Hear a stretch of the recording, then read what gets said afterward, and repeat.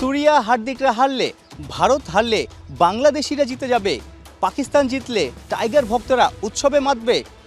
বিশ্ব মঞ্চে কলম্বোতে ভারতকে হারিয়ে সেই জয়টা বাংলাদেশি সাপোর্টারদের, বাংলাদেশি ক্রিকেটারদের উৎসর্গ করার একটা ভাবনা চিন্তা আছে পাকিস্তান ক্রিকেট বোর্ডের, পাকিস্তান ক্রিকেটারদের। কিন্তু তাদের সেই সামর্থ্য কি আছে? তারা কি ভারতকে হারাতে পারবে? অনেকেই তো বলছে ভারত তো দূরের কথা, গ্রুপ স্টেজের অন্য 3 প্রতিপক্ষ পাকিস্তান ক্রিকেট দলকে চোখ রাঙানি দিচ্ছে। বিশেষ করে ইউএসএ সবশেষ যে টি-20 বিশ্বকাপ 2024 সালে, সেই বিশ্বকাপেও পাকিস্তানকে হারিয়েছিল। গ্রুপের অন্য 2 দল নামিবিয়া এবং নেদারল্যান্ডসও কম শক্তিশালী না, তারাও জায়ান্ট কিলার।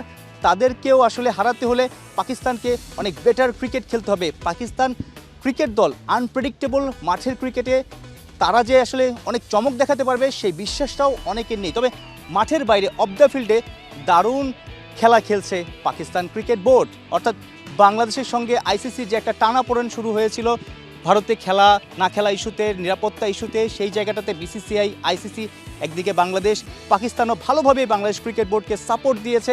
শেষমেশ তো আসলে বাংলাদেশের দাবি না মানায়, যৌক্তিক দাবি না মানায় বাংলাদেশ বিশ্বকাপ থেকে সরেই গেল। কিন্তু পাকিস্তান এখনও খেলছে।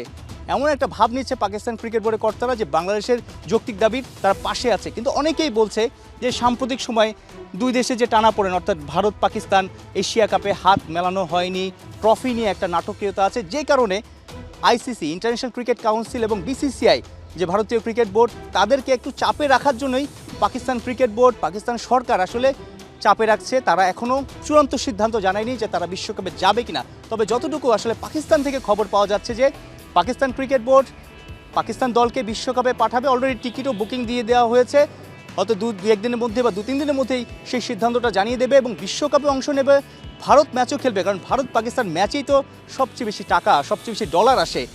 এর চেয়ে লোভনীয় বা আকর্ষণীয় ম্যাচ তো ওয়ার্ল্ড ক্রিকেটেও নেই। তো সেই ম্যাচটা মিস করার কোনো কারণেই আসলে কেউ দেখছে না।